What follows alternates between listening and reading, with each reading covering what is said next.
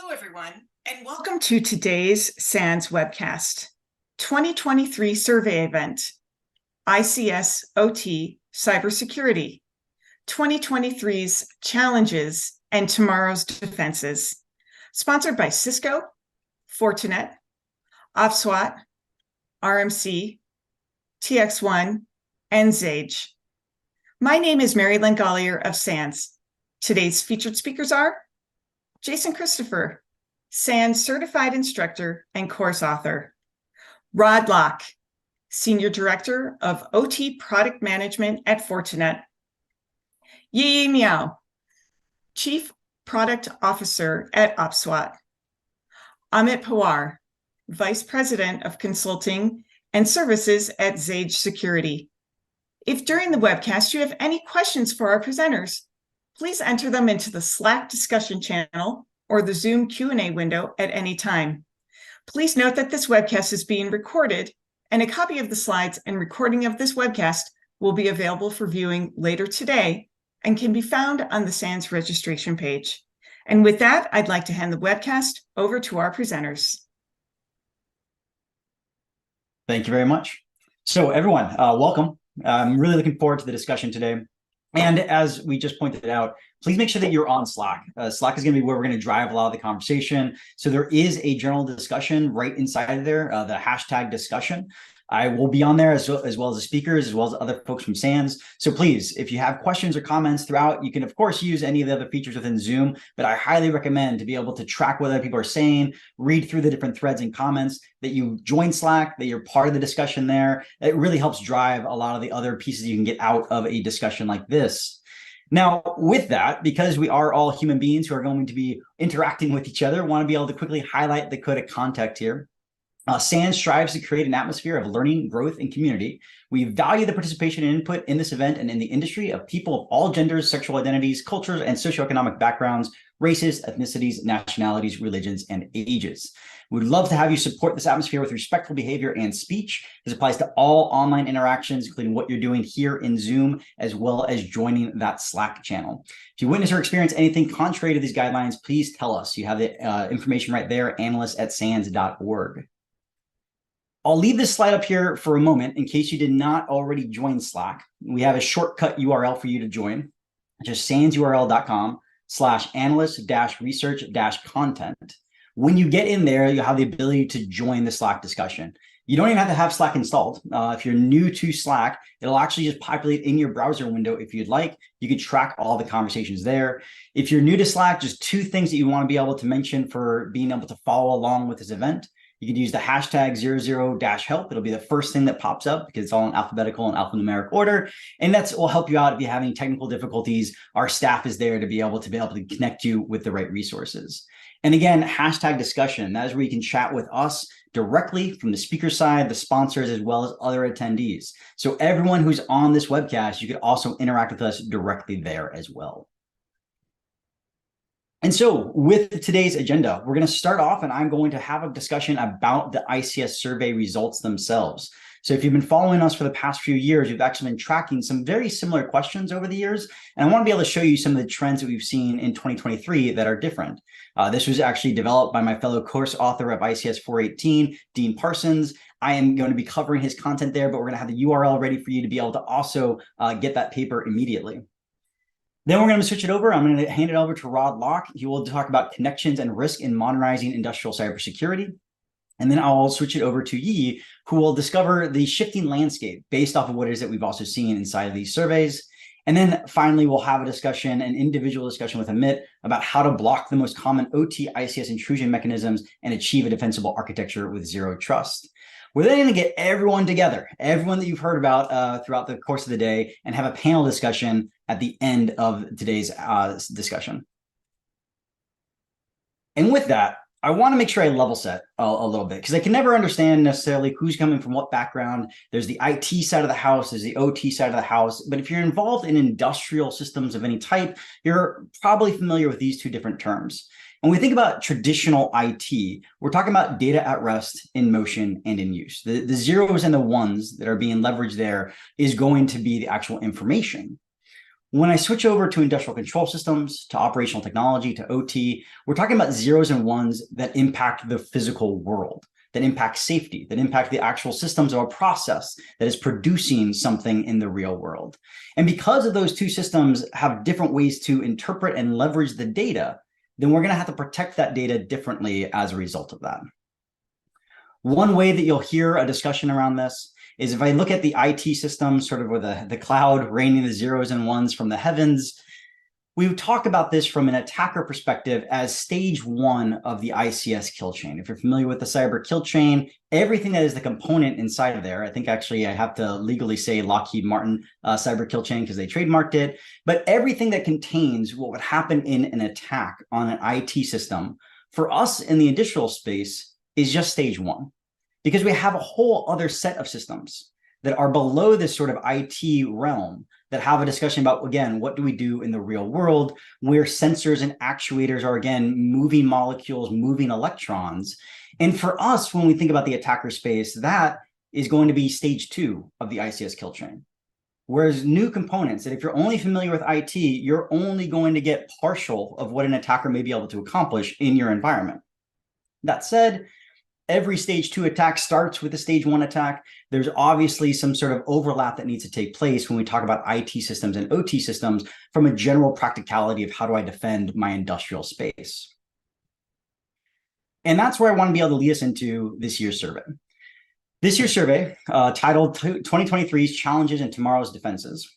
I want to be able to quickly have a conversation about the key trends that we identified in 2023, specifically about what we did with incident response, the trend in security risk, and the overall people, processes, technology issues that were uncovered. I'll then pivot a little bit into sort of forecasting programmatic improvement. We've asked folks about what they plan on doing over the next 18 to 24 months and be able to provide you some of that insights will, again, allow you to sort of understand, maybe from a benchmarking perspective or what other folks are doing in an industry perspective, how you can also improve. And then finally, one of the things that I'll do is link this to the 5 critical controls. If you're not familiar with what those 5 critical controls for industrial control systems are, I will introduce that momentarily and just sort of know that I'll use that as a framing mechanism for how we'll talk about this year's results. This is a sort of new pivotal work that came out in the past year that should really help guide what your program should look like. So I think it's really important to be able to then link that back to what survey results look like so you can benchmark appropriately when you're having this conversation with leadership inside your organization. So this year's survey, we had a lot of different respondents across multiple different industries. You can see here the energy industry sort of won out in terms of the industrial space. And that typically comes from a maturity aspect whenever we talk to different asset owners. Energy has had a lot more different regulations in this space. They've had a lot of push to be able to embrace cybersecurity, I'd say over the past 15 plus years at this point. And so it's not surprising to see a little bit more of an edge when respondents come there. That said, there were a lot of survey respondents that have sort of a small overall facility management, meaning that there are up to 1,000 different facilities that they're managing compared to the larger side of things. So really seeing that mix, not only within the industries themselves, but globally as well when we talk about the overall makeup of the survey respondents. And the top 3 roles of folks that responded: security analysts and administrators, security managers and directors, and then also rounding out the top 3 were ICS, OT, cybersecurity analysts. What was interesting in sort of looking at the makeup of folks who answered the survey was when we looked at this last year and we asked folks, well, what is sort of the blend? What is your role and responsibilities when it comes to IT and OT? Well, 20% of folks said that they had a blended responsibility. They're doing a little bit of both across that boundary that takes place, as I mentioned before, between that stage 1 and that stage 2 type of discussion for the ICS kill chain. Well, 1 year later, we're looking at almost double of that. So 38 respondents have come back and said, actually, no, my role is more blended. That is really interesting from an overall perspective of where does it come from and how do you build out a team? We often get this question asked at SANS, sort of what makes more sense, taking an IT person and training them in how to do OT or training an engineer and operator and how to do cybersecurity. And frankly, it really does not matter, has been what we've discovered. It comes down to where your passion lies. And seeing this mix grow over time is really encouraging from the perspective of that whole visibility across the entire industrial space. You want folks who understand a little bit of both to be able to have that conversation, to be able to link risk and attacks and what you need to do for threat intelligence all together. You want somebody who has that sort of blended capacity where they can. The other interesting aspect here, we've also seen a little bit of a surge in the folks that have certifications from GIAC. So in this case here, we had almost half of the respondents had a GICSP, sort of the base foundational discussion about what you need to know from an engineering and operations perspective, as well as a cybersecurity perspective, that blended approach of where you'd see that 38% of folks who do a little bit of both. And then we also saw nearly a third of folks also had the GRID certification. And I was focusing entirely on industrial incident response because there are unique flavors of what you have to do in incident response for industrial systems. And then 22% are associated with ICS 456, one of the courses that I teach. That is focused solely on NERC critical infrastructure protection, NERC CIP. Those standards are mandatory and enforceable here in North America. However, we've also seen it sort of applied more broadly in international scopes, where we know that folks are now doing more regulations in the EU and other regions where they weren't previously. So this overall blend, I think, is really interesting, and it should also provide you with some insights as to the folks who are responding to the questions I'm about to show you, what their background is. They've got this little bit of a blend of IT and OT. They've got different certifications in many cases where they're talking about their industrial defenses. And so that should inform you when you see some of the answers about what these folks' background are, as well as where it is that they may be pushing their programs into the future.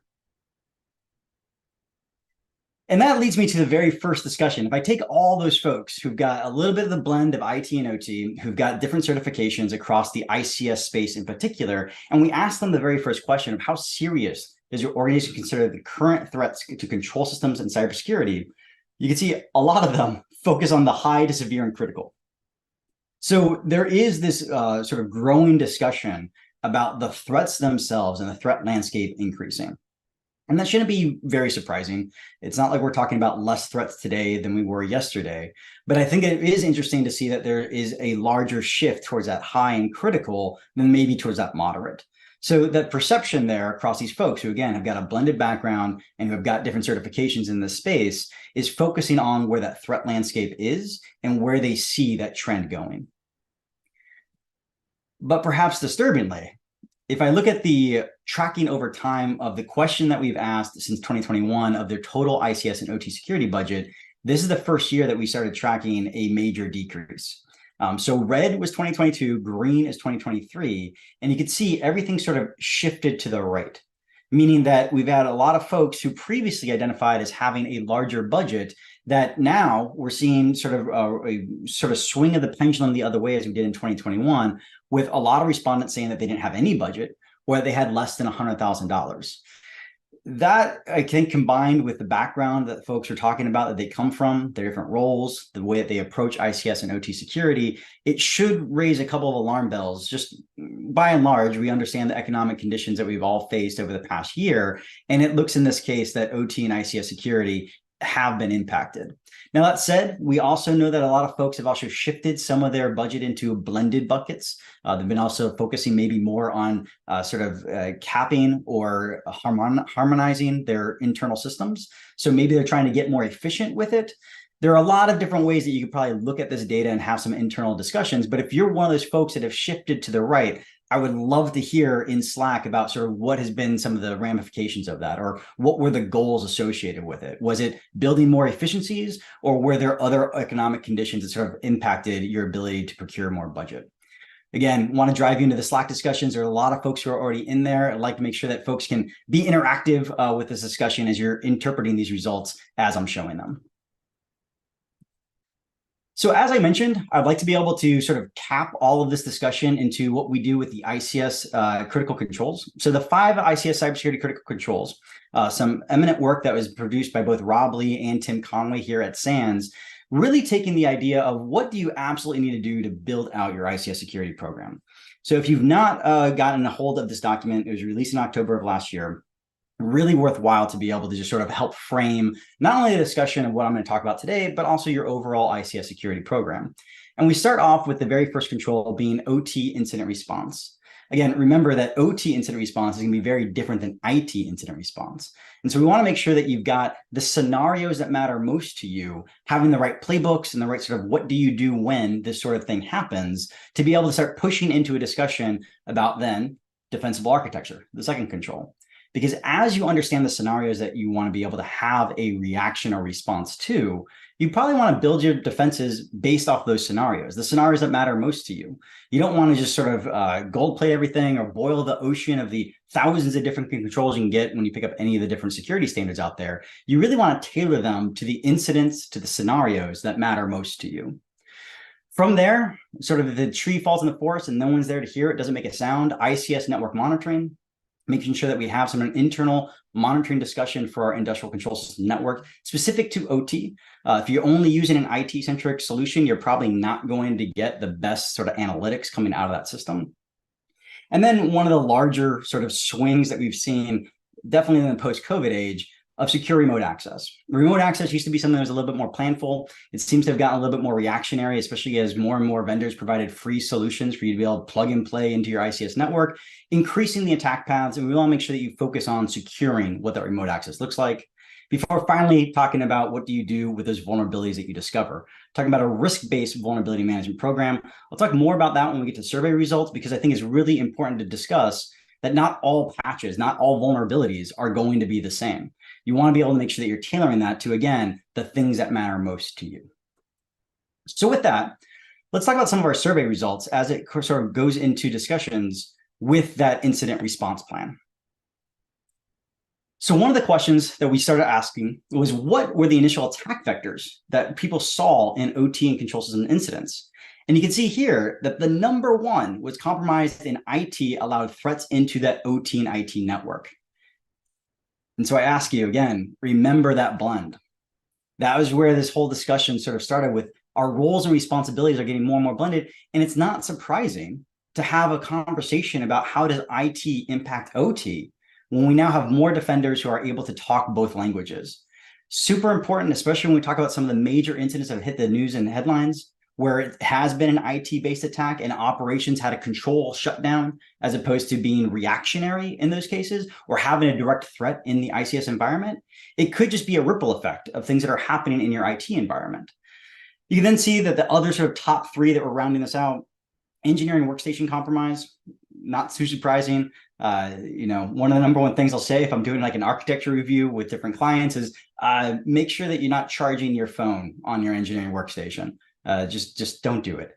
There are a lot of different things that happen in the human aspect when folks are interacting with these machines and with these devices. And so it's not surprising to see where that more human interaction is happening, where you may have additional compromises. And then again, talking about secure remote access, external remote services. Do you know where all your remote connections are coming from and how does that impact your overall program? Really helps round out this top three discussion of those top vectors that our respondents saw in this past year for compromising their ICS environments. And asking them then, like, who do you talk to? If you have a bad day, do you know who you're going to call? And in this case here, the response was cybersecurity solution providers. There was a discussion about internal resources, but one of the things that I think stood out a little bit alarmingly was the ICS security specific team was all the way down here at number 8, rounding out right outside of government organizations. That's probably something that I'd want to be able to dive a little bit deeper into. I would love to understand a little bit more about when it is that folks activate an ICS security team specifically, and understand that those are the folks that are going to have the best skill sets to help you out during an incident, because they should be able to straddle both languages between what you do in operations and what you have to do for incident response. So seeing that so low was a little bit of an alarm bell, but really understanding the overall perspective of what this question was trying to ask for. We also were able to uncover that only 52 of respondents currently had a dedicated ICS OT incident response plan, and 17% were unsure if they had any plan.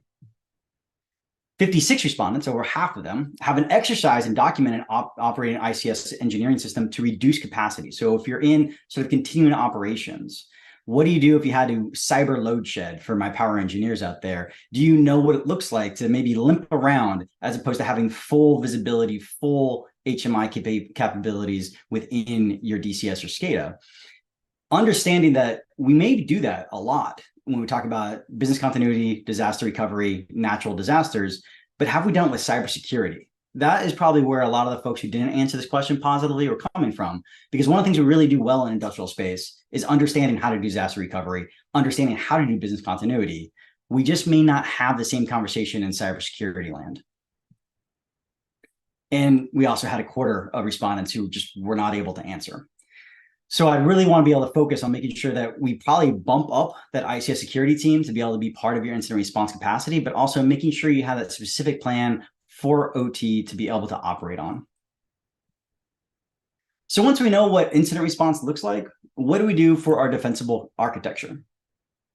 Well, this is the Purdue model. So for those of you who may be a little bit unfamiliar with what this looks like, just know that when I talk about level 4 and 5, I'm talking about IT. Level 3 and below, I'm talking about OT. So again, revisit what I showed you earlier with that ICS kill chain. And we may have a level 3.5 where we have a demilitarized zone in between those two areas. When talking to respondents, nearly 70% of organizations already have an ICS assessment as part of their already deployed security program. So they've already assessed where they are and maybe where they want to go as part of the future state that we'll talk about later.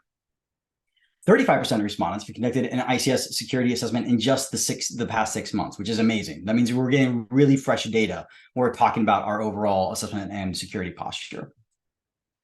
And we then had the respondents also say about 22% of them, they were planning to do one in the next 18 months. So you do see these assessments, I would say, and part of this is probably a little bit regulation driven of having continuing assessments that you can do on a regular basis. But it's really important to understand where you are before you figure out where you want to go. I don't know if I'm building a wheelbarrow or a spaceship, and the very first way I do that is conducting an assessment to understand what my needs are. And also, a little bit alarmingly, I would say, because I'm kind of curious about this, and I would love to hear respondents in Slack.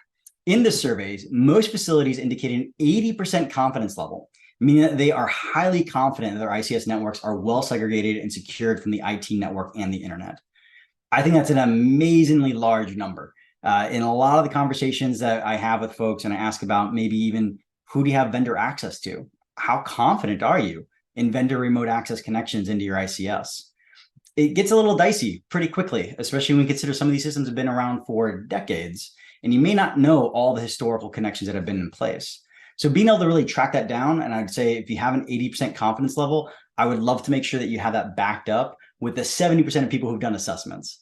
If you're in that sort of range where you haven't done an assessment, but you're really confident, I would maybe urge you to doing an assessment and understanding what your architecture looks like. Because again, when I talked about the number one sort of top vectors that we talked about, that was 38% of them came from IT. So you really want to make sure that if you are in that 80%, that you really do have something to back that up. Because when we look at the top incident, it came from this boundary. It came from this thing that we are all very confident that, yeah, we are totally secure from.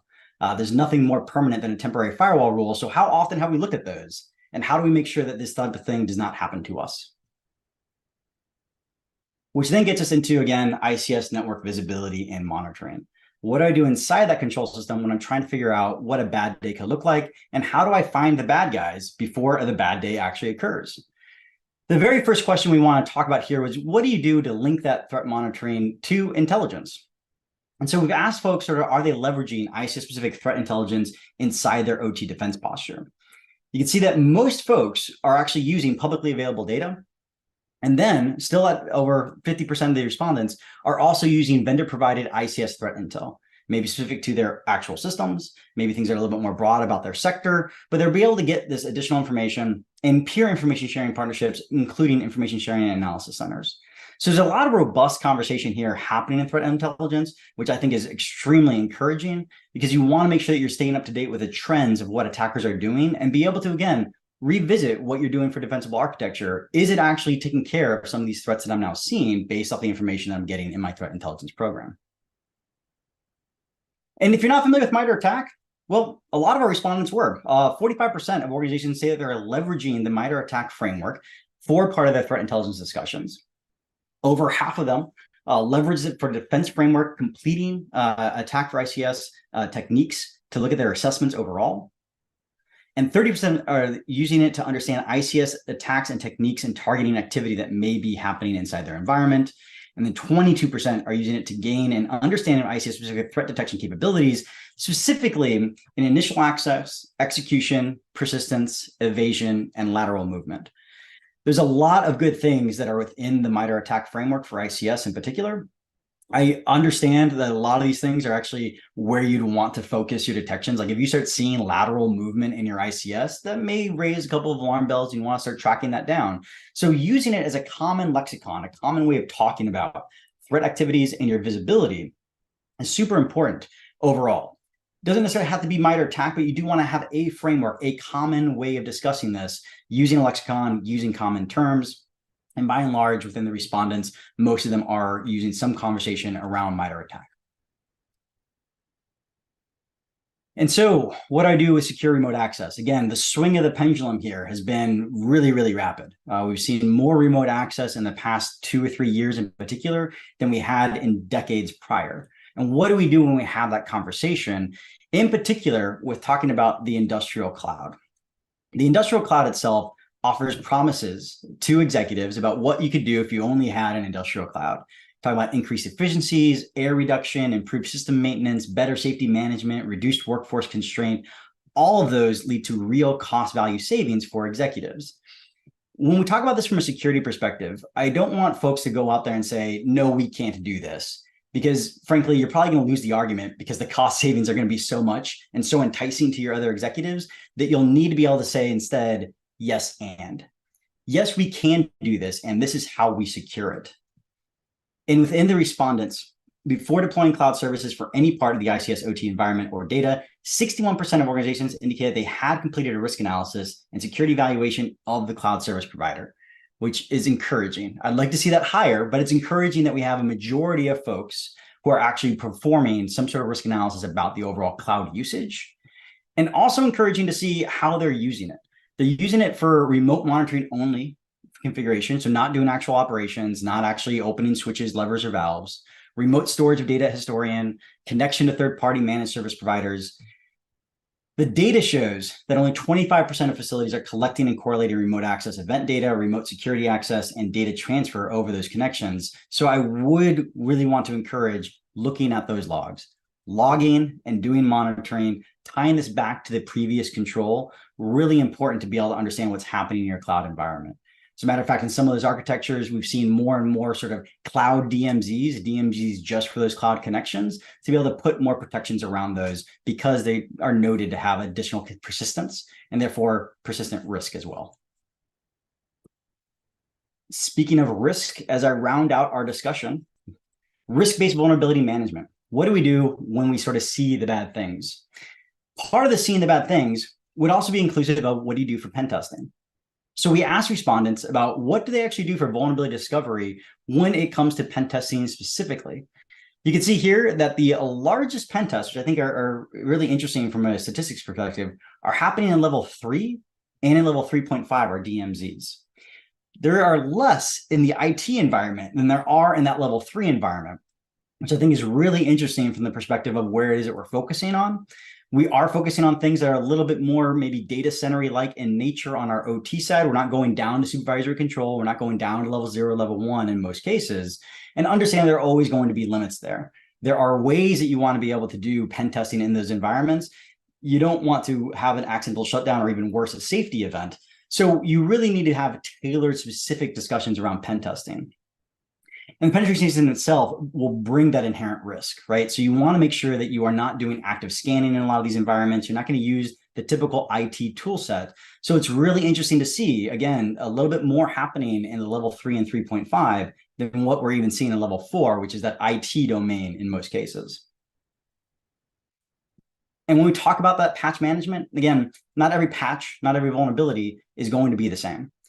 And understanding when it is you're applying patches is really important. One of the things that we see more commonly in the industry is this idea of now, next, and never. And there are an alarming amount of patches that you will never do. In the IT world, it blows people's brains, but in OT, we can't necessarily patch in all those cases. We can't bring the plant offline. We can't patch in those ways, but we may be able to do other mitigations. And you can see here, the majority of folks do a pre-test and apply vendor-validated patches on a defined schedule. I think a lot of that may actually come from things that are, again, regulatory in nature, like NERC-CIP, or they'll apply all outstanding patches and updates on a continuous basis. That, I think, is a little bit interesting because we get into some areas where I don't necessarily know all the different ports and services that may be sort of opened up with a patch. So there's a lot of good things here from we're not doing everything. We're not saying, hey, it's Windows Tuesday. Let's go ahead and apply that patch. But we're doing some sort of evaluation and planning as a result of that. And looking towards the future, my last sort of discussion point here, before I turn it over, sort of framing up what are folks going to be looking at over the next 18 months. And the largest discussion by far was increased visibility into control system cyber assets and configurations. Looking at that internal security monitoring piece, looking at the ability to know our assets better, 60% of respondents say they were going to either look at that or expand their current usage over the next 18 months. Rounding out then from the other top three, implementing anomaly and intrusion detection system tools. I think it actually links itself very well to this idea of getting increased visibility and increased physical security to better have access controls, physical access controls themselves, which is one of the number one ways that we mitigate some of our cyber risks. We pivot to a discussion about what it is that we may do in that cyber side of things. And with that, I would like to be able to turn it over for any additional questions and turn it over to Rod for a discussion. So again, when we have discussions, you'll be able to place them into Slack. I recommend being able to leverage the hashtag discussion channel there. And that is where I'll be able to answer any questions or comments that came up from this session. With that, Rod, I'd like to turn it over to you. Thank you. And I'm just waiting to get control of the session. Looks like I have it. All right. Welcome, everybody. So I just want to touch on some themes. First of all, thanks for that great summary, Jason. That was, I think you hit a lot of the things that I took from the report as well. So I just want to dig into a few of the findings of this report and talk about a few results that Fortinet has had from our own analysis and some of our own surveys. So the first big one, I guess, I would call it who has the keys to OT. So this is combining a couple of findings that Jason already talked about. So the report discusses connections and risks, and we note that most facilities here had confidence that OT environments were segmented from higher risk networks. I think that's a positive. I remember having been in the space for quite a while, 16 years now. So many facilities would have things essentially wide open, or they'd have a lot of access between IT and OT. So, you know, if you were to sit down at the front desk, there was a decent chance you'd be able to ping one of the PLCs over on the line. So it's great to see that those days are probably mostly behind us. There's some nuance to what it means to be segmented between IT and OT, and I think Jason was right to talk about what does your access look like between those environments, actually drilling down into whether you really looked at, you know, whether it's a zone and conduit model or another model, what types of activity are really allowed. Fortinet, we did a similar report earlier this year, and we actually had customers even more confident that they were segmenting IT and OT. So the SANS report, I think, had our SANS report here, I think, has 80% of respondents believing that they are segmented. I think we had 98% of respondents. That could just be our customer base, or the fact that they're likely to have a Fortinet firewall in there, for example. The related topic I think was really interesting, and maybe under prioritized by the respondents to the survey, I guess in my opinion, which is secure remote access. So talking about who's getting into OT, the IT-OT segmentation, and what type of secure remote access do you have? So, and what I liked about this, the report here, is that it actually gives some great recommendations on the controls and visibility you want to have for secure remote access. The thing to realize is that not all remote access is going to be created equal. You could have on the one side a site with a modern sort of OT-oriented secure remote access solution. You're going to have approval workflows, you're going to have logging, video recording, over-the-shoulder video, all these great things. And somebody else might say, well, I have secure remote access, but actually it's just my vendor has dropped a VPN into the control environment. And my vendor assures me, or the provider or SI assures me, they've told me they've got some controls on their side, so don't worry about it. You know, they've got a DMZ over on their side, and they're dropping a VPN right onto the control system. And I've seen examples in the past, you know, past places that I've worked with, where vendors might even provision their own connectivity to the site. So they have their own, like they drop in their own DSL line. And you might find that in a scan these days, some vendors are looking to, especially like machine builders, might be trying to do remote diagnostics, and they might actually drop a cell modem on a piece of equipment. So it's important to know what you have in your environment, whether you've got a little bit of helpful vendor supply shadow IT happening, and make sure if you have a monitoring tool that's Ethernet oriented, that you actually are seeing all those segments, and you know where all those wires are actually leading or those antennas are actually connecting to. So, you know, you need to trust third parties if they're doing remote diagnostics, if they're helping you with troubleshooting. It's a lot easier if you control your own destiny in terms of having them work within your security controls rather than relying on their security controls. So I think the report showed about 25% were monitoring all of this remote access activity. So I think there's definitely room for improvement there, even though it maybe not have been a huge priority for people in the grand scheme of all the controls they're looking for. The second big trend here was how ICS teams are using the cloud. And Jason did a great job sort of outlining what the promises of things like Cloud HMI, Cloud Historian are in terms of digital transformation, efficiency, improving operations. And looking at the report, I think the most common use cases, about 40% were just exporting telemetry and configs for analysis, which is really kind of a classic initial digital transformation step, getting historian data to the cloud so you can do things like condition-based monitoring and maintenance rather than schedule-based maintenance, for example. And we see a lot of those use cases among our customers. I was also surprised to see the number of customers using SCADA in the cloud, HMI in the cloud, having cloud systems that are able to affect changes inside the control environment. So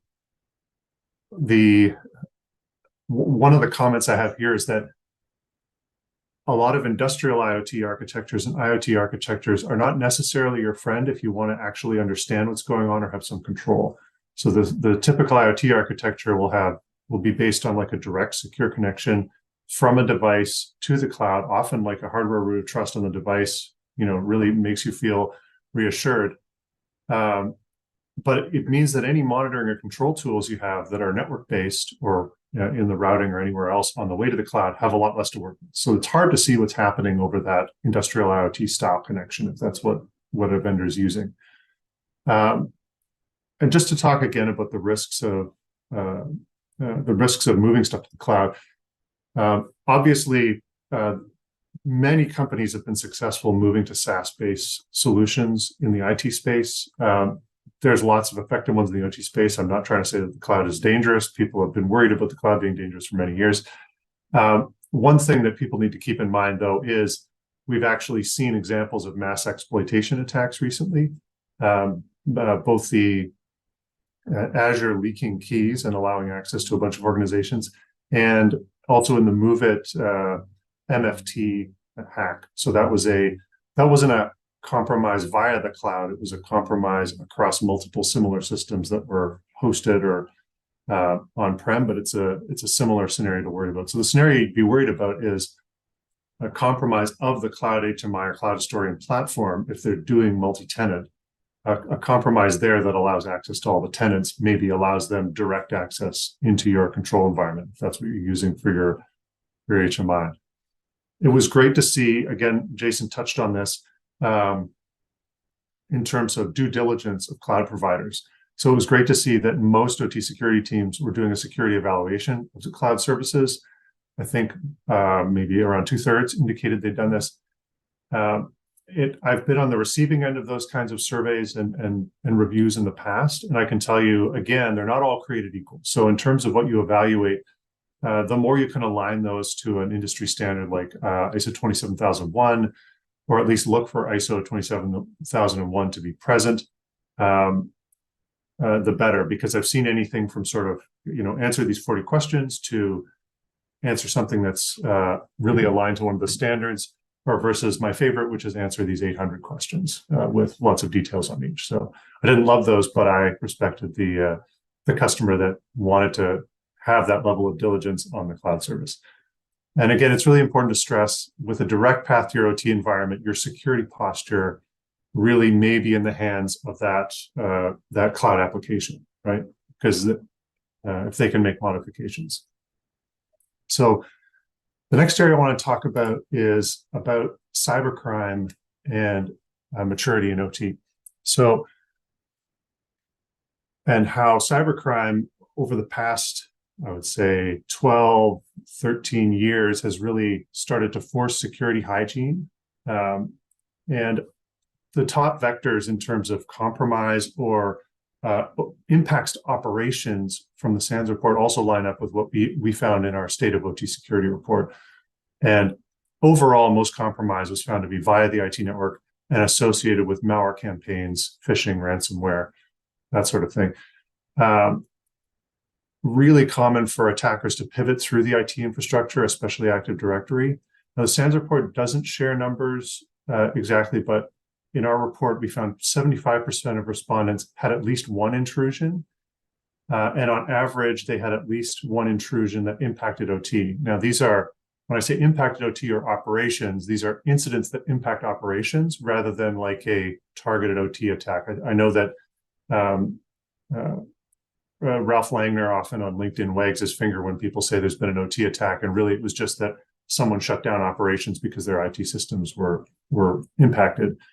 Certainly, if you have OT malware that's trying to damage your equipment, like we saw in maybe the Black Energy attack in Ukraine or in Destroyer, those are going to be more impactful. But we have a lot of organizations, especially in manufacturing, that are getting downtime because they've had a hack in IT. They shut down operations.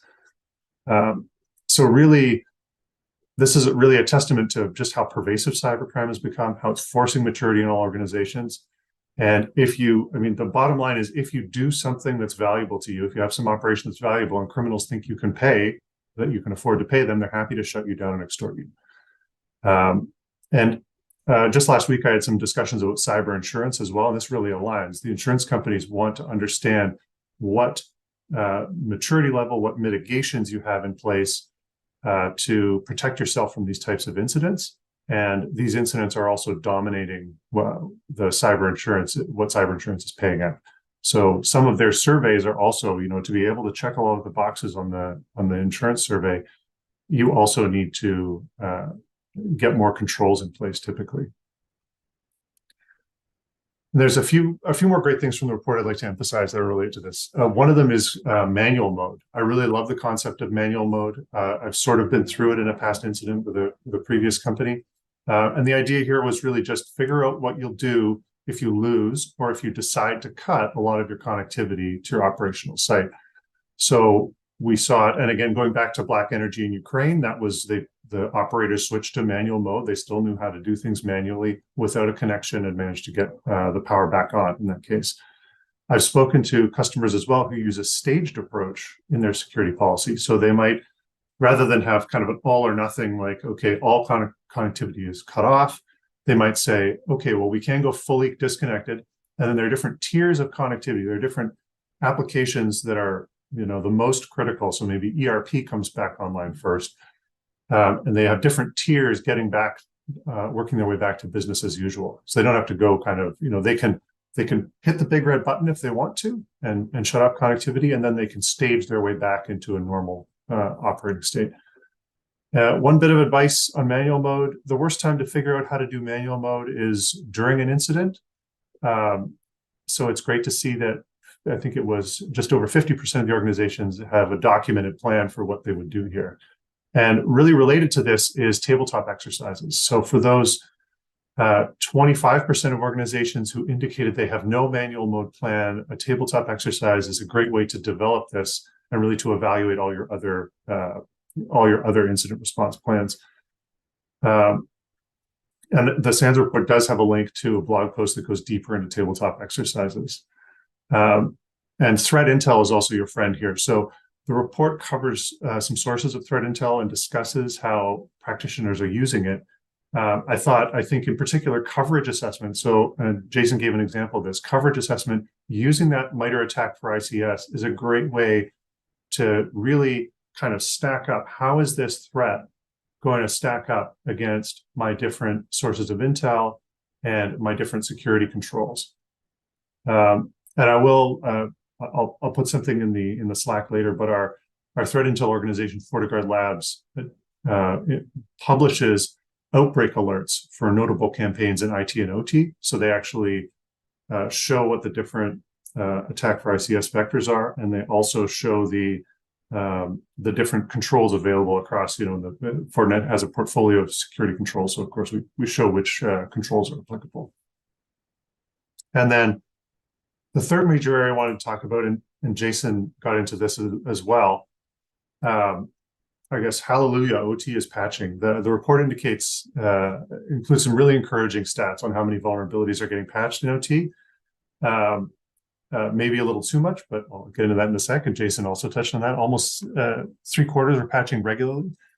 And after starting off in this industry in 2007, I never thought I'd see 75% of respondents to a survey like this say that they were doing regular patching.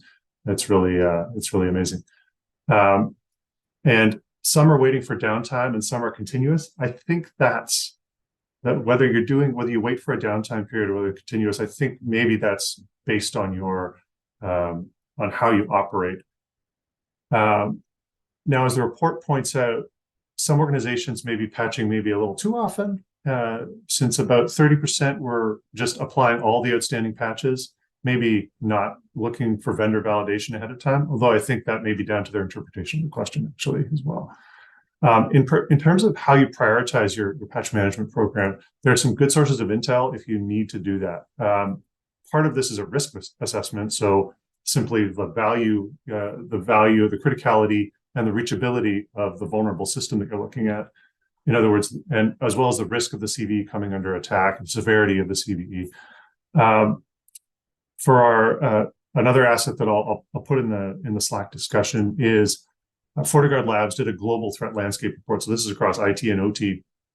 But one of the concepts they did in their last one, covering the first half of this year, they talk about the red zone concept. So CVEs that are both observed on endpoints in your environment and also under attack. And they found that only like 0.7% of CVEs were actually both observed on endpoints in our telemetry and with attacks being picked up in our telemetry. So whether you're using in terms of which CVEs will come under attack, the CISA known exploited vulnerabilities, the CISA KEV list is a great source, even though it tends to be a little bit reactive. For new CVEs, there's a system called the exploit prediction scoring system that can help you predict the likelihood that a CVE is going to come under attack. And in our threat landscape report, we found that the top 1% of CVEs by EPSS were over 300 times more likely to be exploited within the next week. So it's really, if you're looking for something that's a bit of an early warning signal, that's a great source. So there are certainly great tools available to help you further refine your patching strategy.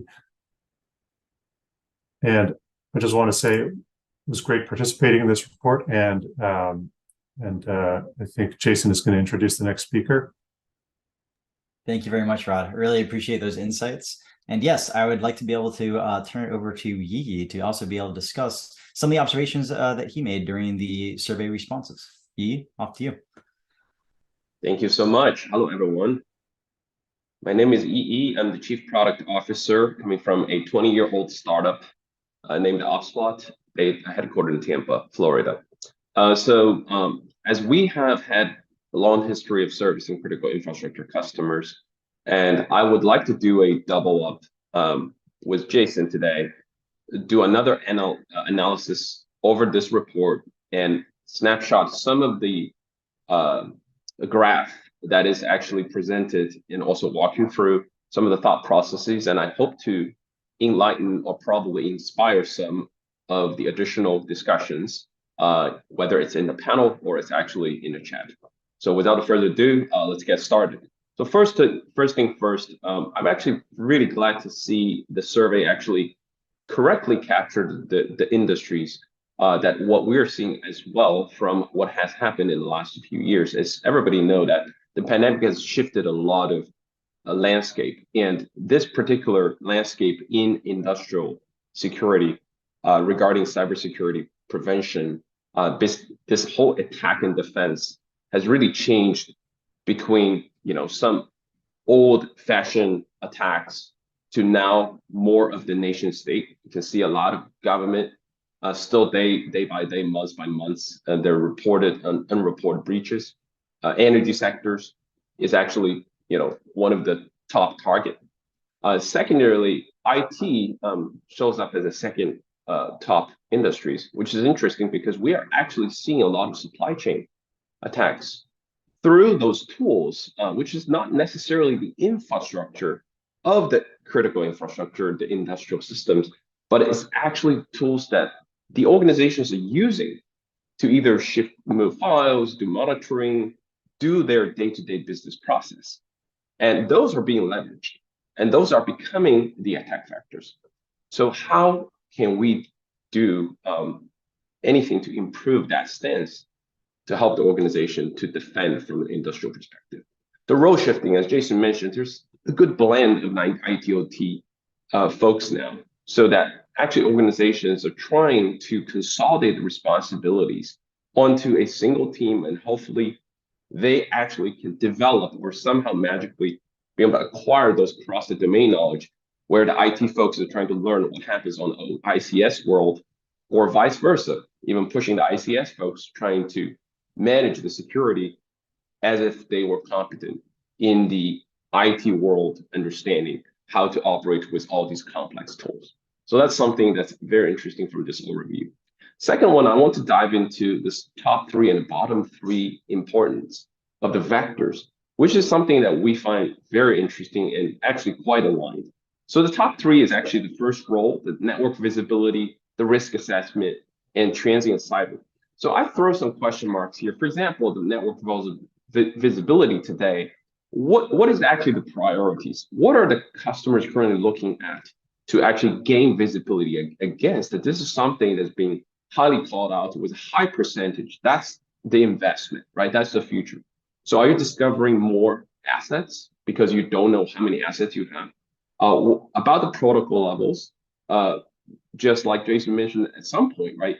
If you keep using the IT tools, you're not going to be able to know and have visibility into the protocols that the industrial devices are communicating with. So what kind of tools do you have? What environment have you set up to actually do the discovery and bring back that visibility to the consolidated view? And how do you know all the connectivities that's coming between the domains, between the networks, and not even to mention if you ever decide to enable remote access, how do you know what connectivities are coming from outside, or whether it's a trusted or untrusted domain? The risk assessment, vulnerabilities, and I know a lot of people start talking about attack surfaces. It's not something new, but how do you really assess your attack surface actually in this environment where still to date, unlike the enterprise IT environment, a lot of ICS environments are still kind of enclosed, still kind of in the air gap mode. So how to really figure out where are the top priority in assessing your attack vector and the surface, that how do you minimize that? The trend in cyber assets is something that we have been really investing in, trying to really dig in and figure out. As people keep saying that, hey, removable media, portable devices are typically an easy problem to solve, we just block them all. But the reality is actually exactly the opposite of that, because it's impossible in some ways. There's no digital ways to move anything around the perimeter. The only way is to carrying some physical devices that you got contractors coming in, you got remote workers trying to do something. And how do you really establish a really strong strategy against the transient cyber assets? This is very important. The bottom three is also something that I feel is also important. However, I want to also ask, maybe questions, leave it for the panel discussions. For file transfer, for unidirectional gateway, they're really meant to kind of reduce the attack surfaces we actually talked about, right? You actually know how things are being transferred. So if you really want a visibility, but you don't really care about how the files being transferred over, as a top priority to dig in. How do you achieve the goal of saying that I have actually visibilities of how things are being transferred over? If you do not really want to implement some segmentation using gateways, either unidirectional or bilateral, how do you actually understand how many passages are you actually open up by replicating your database, trying to remotely querying the logs and operation logs and things like that?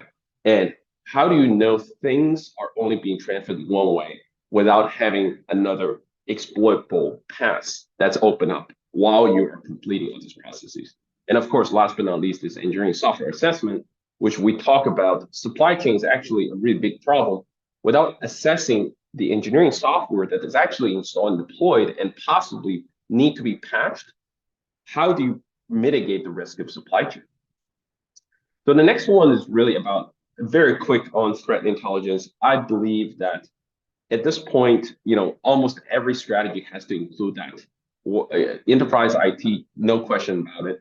The ICS, just based on survey results, there are a lot of public available threat intel that people are using. But the question I want to throw at is, how do you assess the availability of those data in the first place? How credible the data is, and what is the coverage? Because those threat intelligence data today, are they actually segmented by the verticals? Are they segmented by the geo? Or are they actually vendor specific? Because some of those attacks really only happens to particular vendor or particular vulnerabilities or 0 days that happens on particular ICS control systems or control softwares. That's the thought process here. I want to also talk about a little bit of a vector in the vectors, because if you look at the graph here talking about, hey, the compromise in IT that lead to moving the threats into the OT environment, and also, remote access and engineering stations are top 3 attack vectors. But there are actually a lot more to unpack within these vectors. For example, if you think that IT compromise actually lead to ICS, it's easy to say, but do you really know what is actually causing that movement? Which part of the compromise actually let you open up that entry point into the ICS environment if people are so confident that we have segmented properly, right? We already have audited that. We have already pen tested heavily in the DMZ. So how do you actually still believing that the compromise in IT is going to be my top attack vector that leads it? So dig that in. Engineering station compromise. Again, if the engineering station is compromised in the IT environment, there's so many ways to get that done, because it's widely connected. Possibly, the governance is not as in depth as what you have inside an environment. But if they are inside the environment, what are the passages to get these stations to even get compromised? Is it transient cyber assets? Is it unauthorized remote access control? So on and so forth. There are also a lot of things that, for example, it says the spear phishing attachment is not very currently at the top. But actually, this is almost a undeniable factor today, that most of the breach is actually coming from someone that actually just click on a spear phishing attachment in a campaign, in a malware campaign. The productivity cost from a moving to the cloud or basically using the cloud services.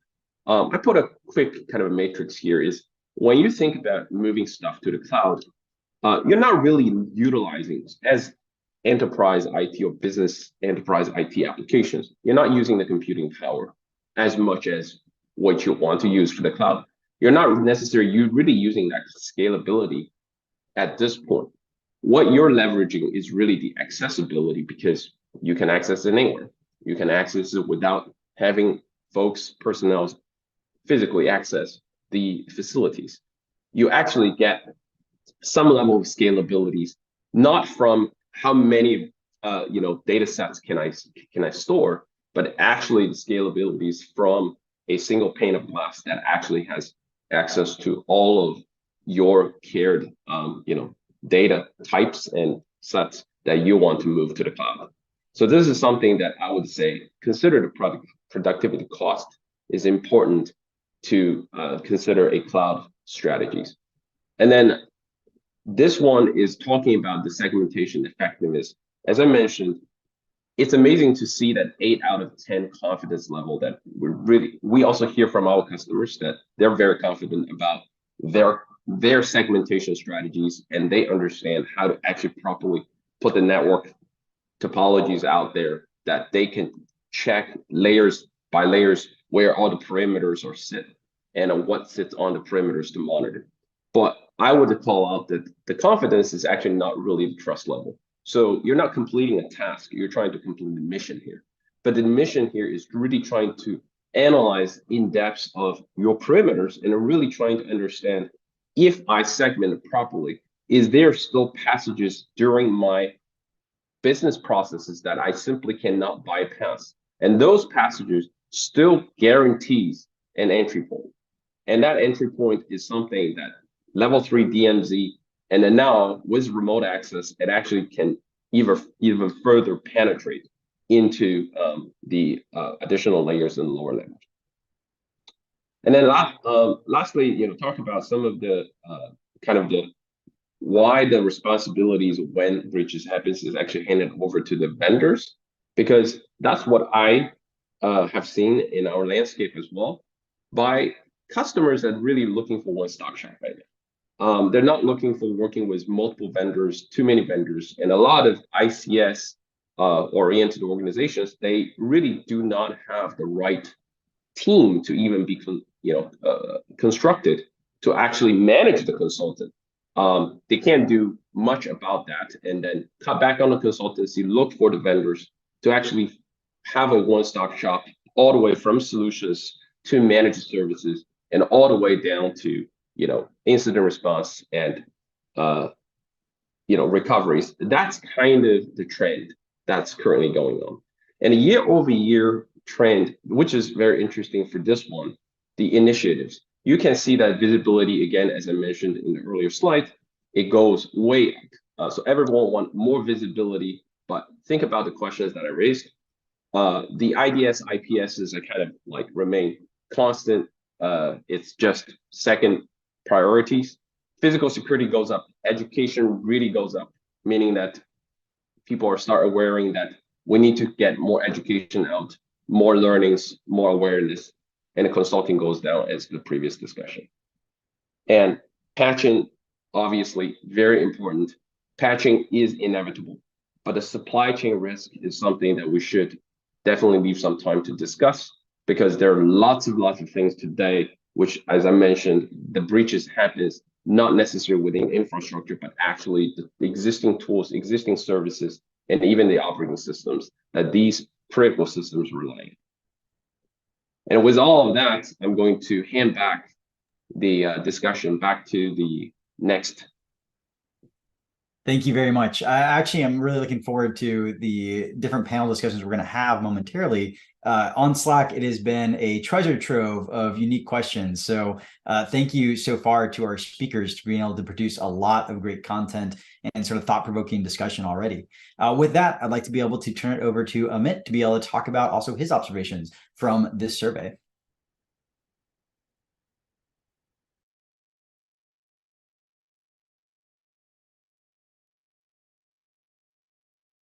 Just a quick second. I'm sorry. Am I audible, Jason? Yes, you are. Perfect. I would first like to thank, good morning, good afternoon, everyone, wherever you are. I see a lot of participants here.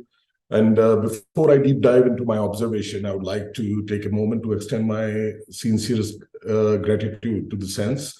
And these surveys are very important. I hope that we keep doing these surveys and making sure that, we are increasing knowledge on the subject and people are able to understand the fact and how to secure their critical infrastructure they hold, etc.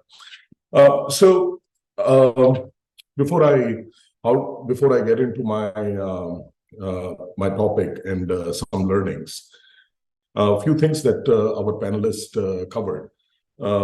I will not get into exactly what is already covered, but few pointers to note. And from the key findings, we are seeing that most of these attacks are kind of pivoting from IT to OT.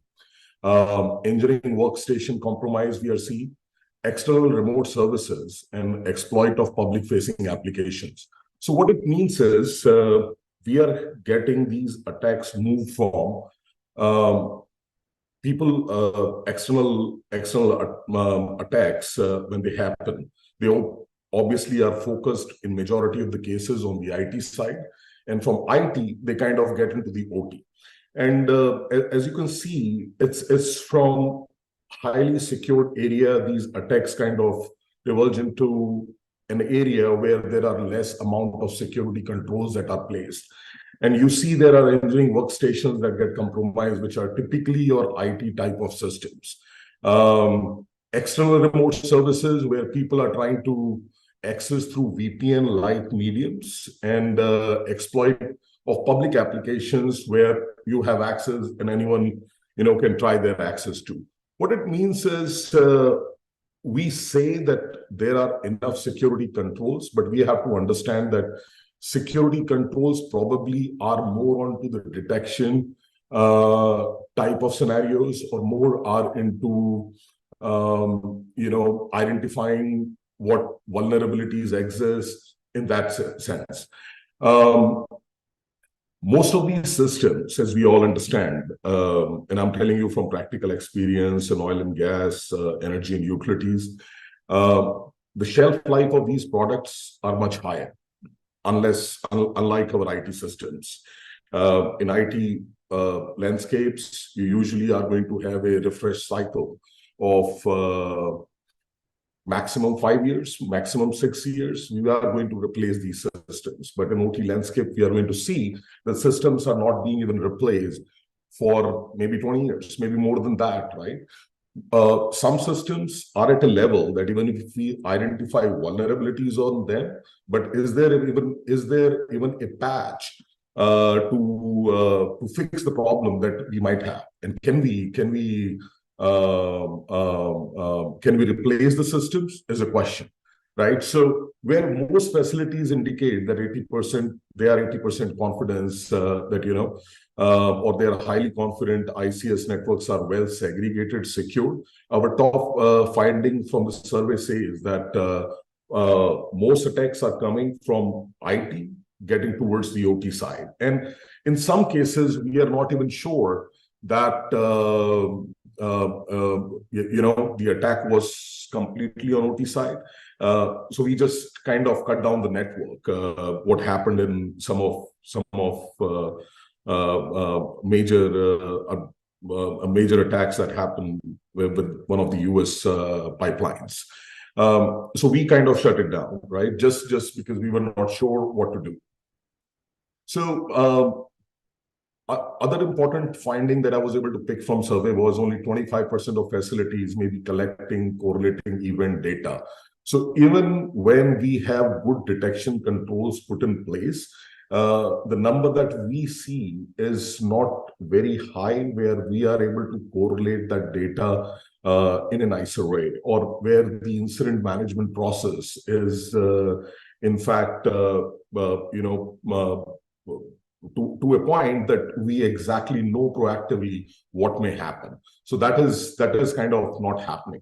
And let me move on to next slide to give you more details from the finding. So top 5 compromise and IT allowed threats, right? And coming on to the same point, majority of the attacks, when it happens, you are having an IT environment, you have an OT environment. People are going to be focused on the IT side, and the attack is then going to the OT side of it, right? So we now know that there are possibly not enough, we know that these systems are vulnerable. Do we even have the right patches? Or are there even the patches that are available to secure these systems? So what are we doing? Are we only focusing on detection or incident management? or we should do something more on the protection, prevention, and recover mechanisms.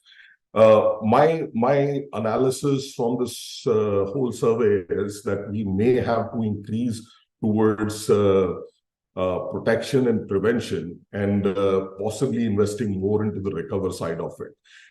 Worst case scenario, you put security controls, you put something, you still there might be a very sophisticated scenario where you might just get into a recover type of a scenario situation where no matter how bad the compromise or anything, you might just get into the recover state of it. So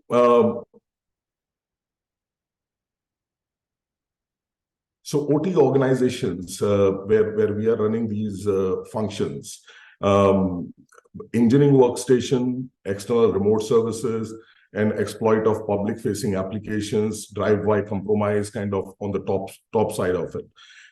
And like I mentioned, on the protection and prevention, are we looking into situations where even monitoring is happening? Are we able to take right actions on it? So that is another thing that we are finding is not up to the mark as well.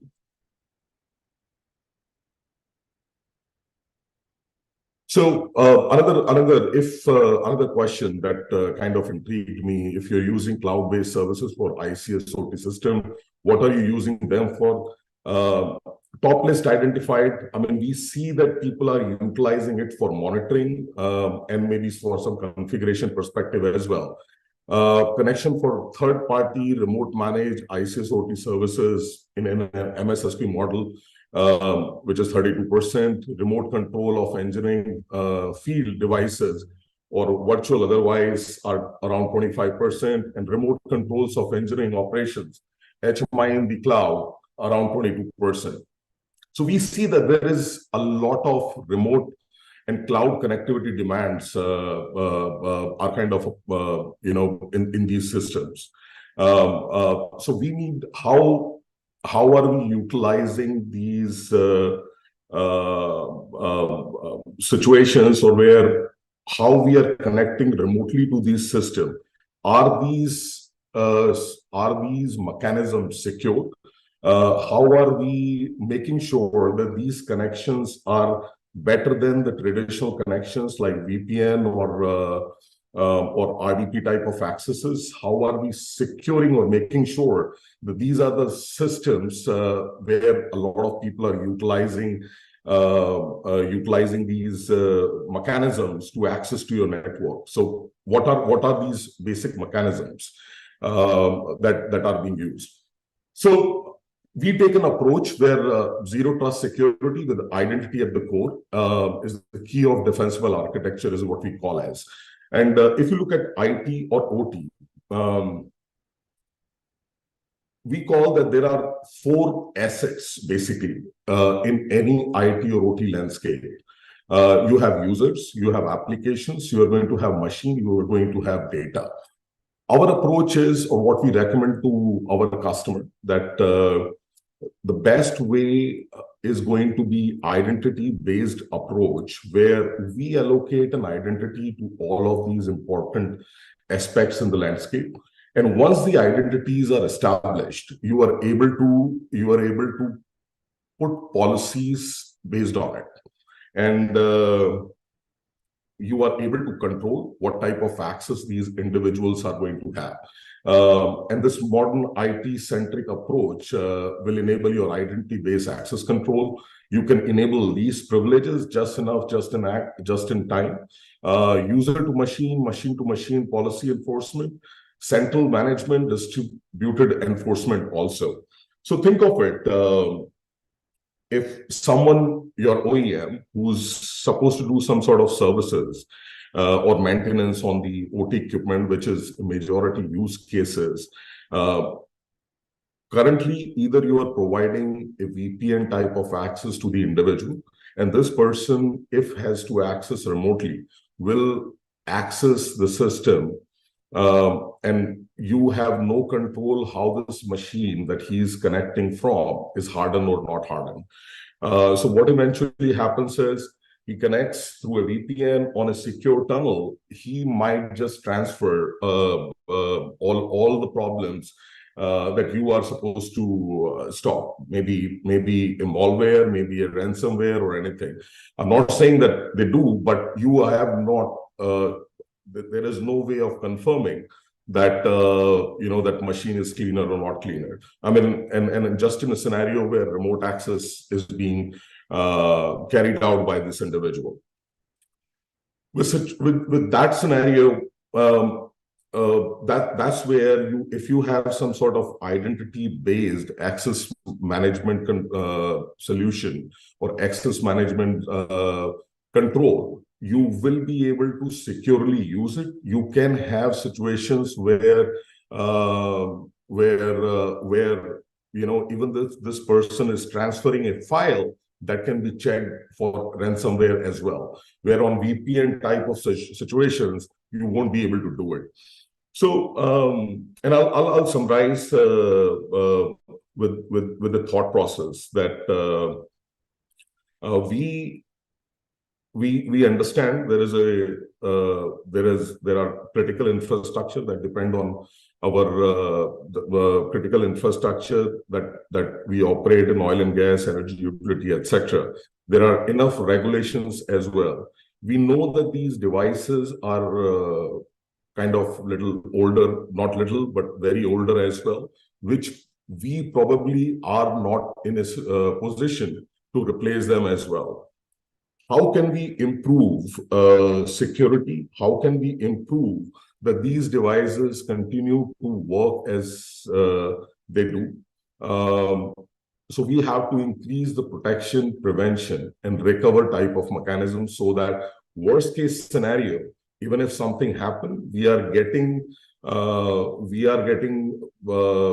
situations where some attack vectors are coming from IT to OT side as well. We are able to maintain the operations as we are supposed to.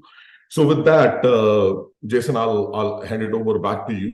And thank you so much, everyone. Awesome. Thank you very much. So again, we've been collecting a lot of panel questions. So I'd ask all the presenters to bring yourself on camera. We'll be able to have some of these panel answer and Q&A discussions going. I have to admit, it's going to be tough to choose between which ones we have. So we've got about 30 minutes for our panel, and I will try to squeeze as much wisdom as I can out of our panelists going forward into the conclusion of this event. So I want to start off with a question, and I'll start off with you and sort of get your perspective on this, because I think you had a lot of great discussion points as we're getting into it. Is it possible that the compromise of the IT network causing an issue to OT is due to segregation between IT and OT teams, leading to a delay in escalating a response to a threat? Said another way, is there a gap between ITA and ICS OT response plans that doesn't recognize when one side or the other needs to be informed? And I'll also open that up to other respondents after your initial response. Thank you, Jason. Yeah, that's a fantastic question. I think I touched a little bit about that whole segmentation situation where I know that organizations, they must have already implemented that. And again, with now this almost like a order that trying to consolidate IT and OT teams, both will be responsible, or one side is going to be responsible for digging into what's going on, what's happening on the other side that they never actually either get access to or actually be even put on the same benchmark. I would say that when certain things happens in the IT world, the folks who manage the IT world, actually they get used to information overloading. They are subscribing to lots of dashboards, lots of events going on, and they probably have better tools finding out the anomalies. And someone, I think, in the discussion also mentioned about false positive, right? Because this is one thing that actually will exponentially increase that workload on the other side and trying to figure out if you're chasing, the actual root cause. You can waste a lot of effort because the other party doesn't even know what you are handing them over and how to pinpoint what is the penetration point. But I would still go back to this whole tunnel or sort of like between the segmentation. Where do you know? Where have you audited that the certain things can actually slip in?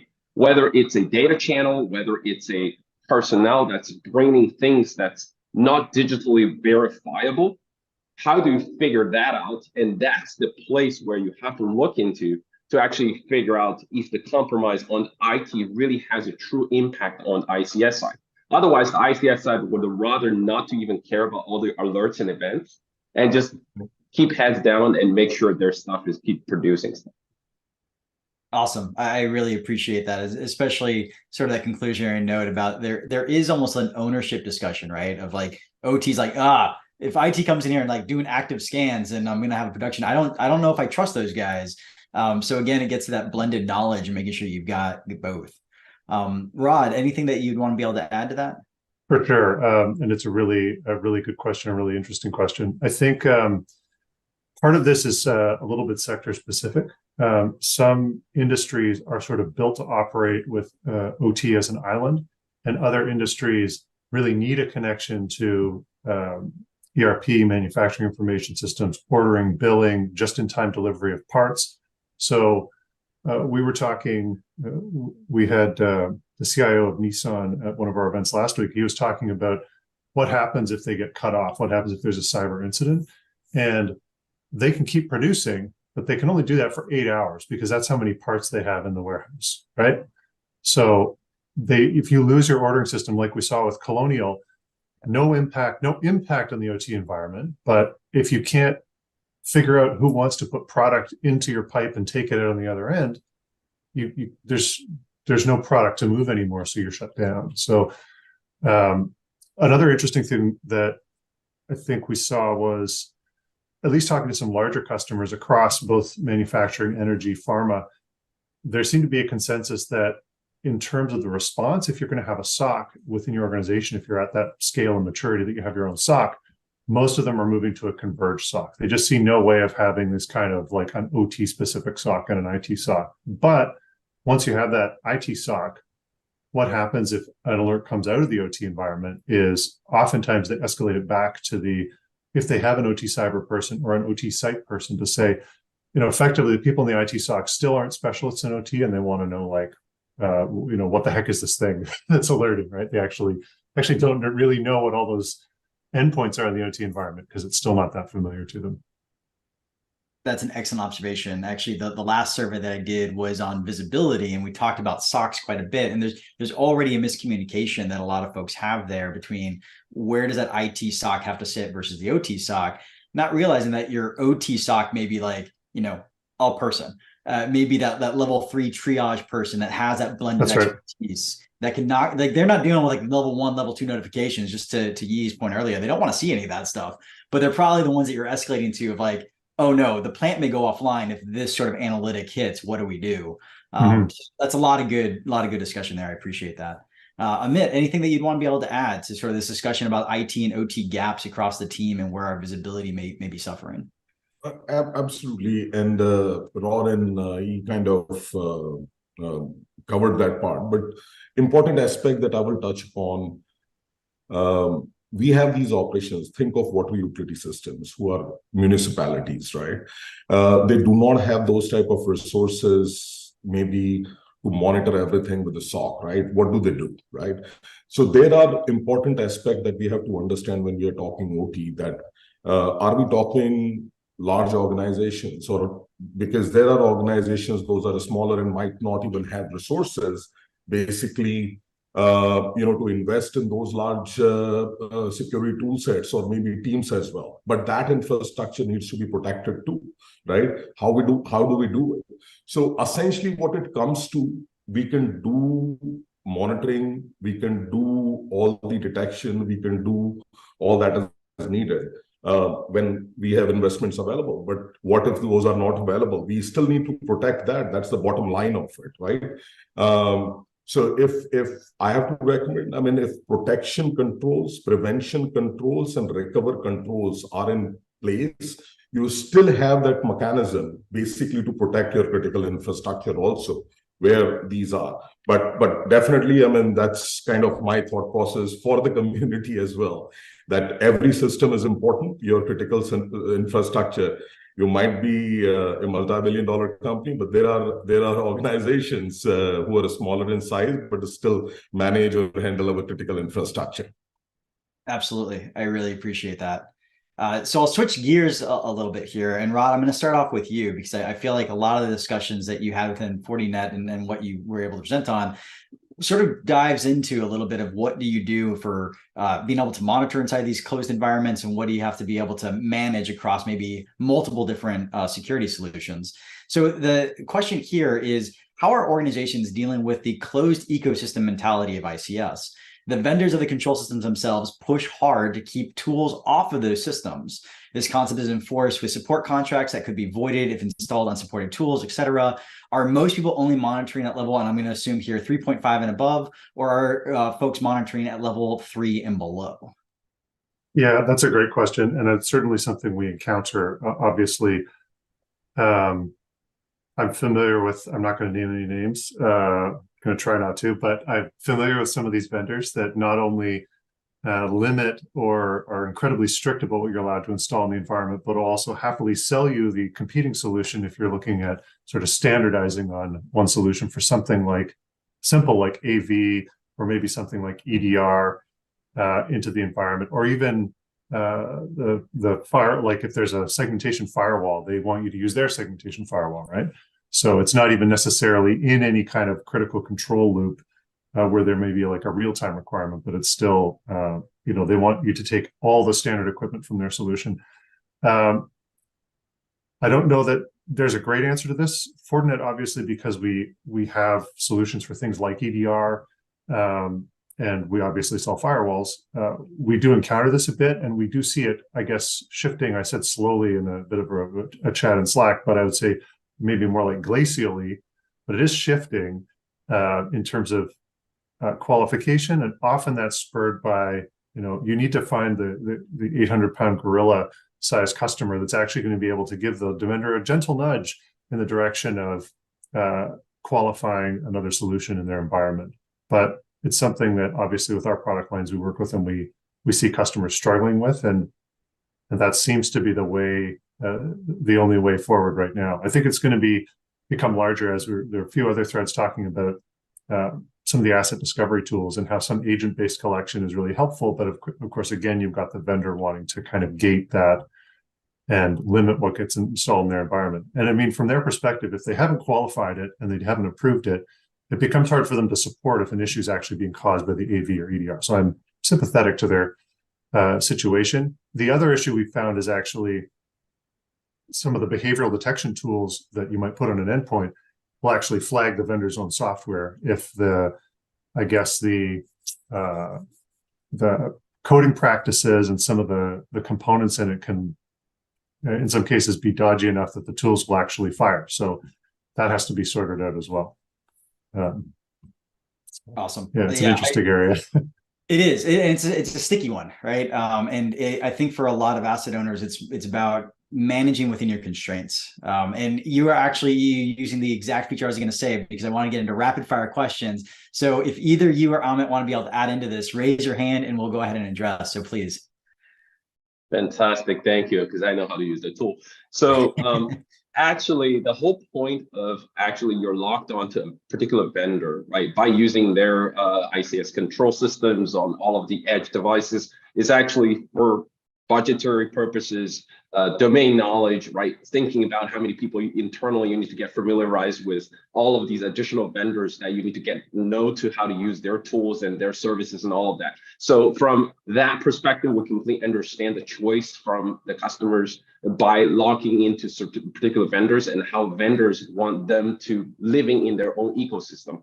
But a few thought process behind that is that you are possibly more susceptible to vendor target attacks. You'll be more exposed to particular situations where this ecosystem is actually the target.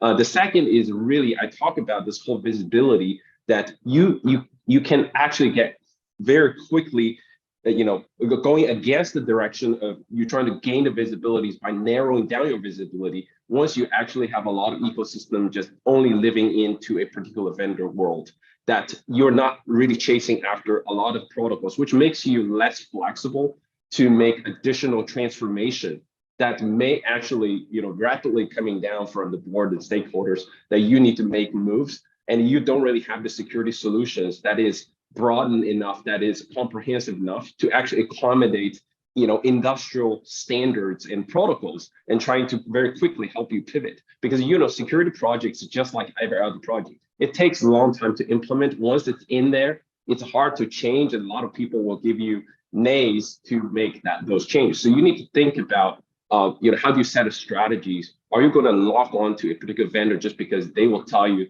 it's going to warrant, fail the warranties if you install and deploy other security solutions in your environment to monitor their solutions? Or you're really thinking about something that is really for the security? That's something that I would want to throw there. I agree wholeheartedly. Actually, in ICS 418, which is our essentials for ICS security for managers, we talk about how managers, and I hate saying this to them because they have to do so much already, also have to be technologists, right? The ICS security manager has to sort of see what's coming down into the future. And to that ecosystem discussion, like, want to make sure that you're as flexible as possible. And you're right, that digital transformation is coming. There's no avoiding it. Like, it's already here. And if you're late to the conversation, they're probably already along the way without security, and you're going to have to catch up really, really fast. Amit, I want to switch to you. If you want to address anything from the previous question, by all means, but I want to do rapid fire questions, sort of taking note of the time here. And the question that I have for you, and again, panel participants, after I ask this question, if you have something to add on to what Amit says, just raise your hand and we'll be able to address it that way. But the question here is, how can we strike the right balance between the need for increased connectivity and automation in modern industrial systems and the imperative to safeguard critical infrastructure from cyber threats and vulnerabilities in an ever-evolving digital landscape?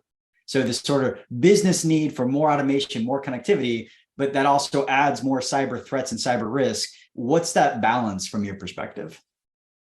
So thanks for the question, Jason. And connectivity as we are seeing from last 5 to 10 years, right? It's going to increase, right? There is no stopping to it.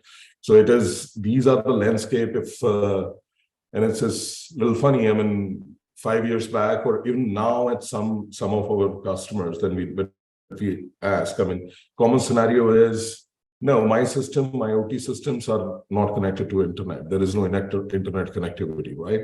But later on, I mean, when detection tools or some sort of discovery tools, and as we are increasing awareness as well in these landscapes, now people are realizing, what, you have connectivity to your OT sites, and this is only going to increase. This is not going to decrease at all. Idea is, it's kind of highlighted in survey as well. Detection obviously need to increase so that you have devices that are going to be connected, that are going to be added onto the landscape. You immediately know about it. Risk definitely comes later. You need to know what you have in the landscape to secure it, to identify the risk, and then basically have some treatment for the risk that is identified, right? So that's kind of a basic step. You have to have those detection mechanisms. And then obviously, where it comes to, when I talk on protection, prevention, and recover mechanism, then you have these older assets for which you are increasing this connectivity to, right? Those needs to be protected as well. So yes, no doubt about, as these landscapes are kind of increasing in connectivity, people are connecting more assets that are IoT type of assets. You have to increase your detection or discovery type of mechanisms. No doubt about that. Yeah. Awesome. Yeah, agreed. Just the overall business need, right, has to balance out somewhere. Any other? I don't see any hands popped up. So, all right. Moving on, and actually I'm going to go to you, Rod, because you had mentioned this, though I know every participant mentioned this, so there's probably gonna be a little bit more round table than rapid fire on this one. Regular patching is relative. Would like to see some sort of discussion about the frequency range that folks are seeing here. There were things that were discussed about monthly, and actually there's an LOL in the statement, quarterly, yearly. Is it something that we're doing when we first initiate? Is there a continuous? That's another set of questions that I've seen a lot of questions about how do you do continuous patching, which Rod, I know you had some discerning remarks around. So just sort of want to gauge from the perspective that folks have seen on this panel, what has sort of been the best practice there from a patching cycle discussion? So, I mean, and I think there are some people in the survey who responded that they were doing it continuously. I think. Yes. And that may be continuous for certain things, like you've decided that it's low risk for you on your data historian to apply the Windows patches, for example. That may not be, you may not be patching the PLC every week or the HMI every week if a patch was available. So there's that element. I know that the vendors, and I've seen some of the qualification labs used by some of the big automation vendors to, like Rockwell used to have this process every time Windows Patch Tuesday rolled around of qualifying absolutely every flavor and type of software and device to make sure that that patch was going to be approved out into their install base, because ultimately they've got to support those systems. And you see the same kinds of challenges with every other vendor. So you see kind of, if you visit certain headquarters of these automation vendors, they've got walls of gear, and it's not necessarily to just test their own software updates. It's also to test patches to things like the underlying operating system. So it's a huge challenge for them, but they do that so that they can have a greater confidence and tell their install base, tell all their customers, this is what we've qualified, and we've got a certain level of confidence that it's not going to cause any problems in your environment. So I would say, if you have that available, available from your automation vendor, take advantage of it.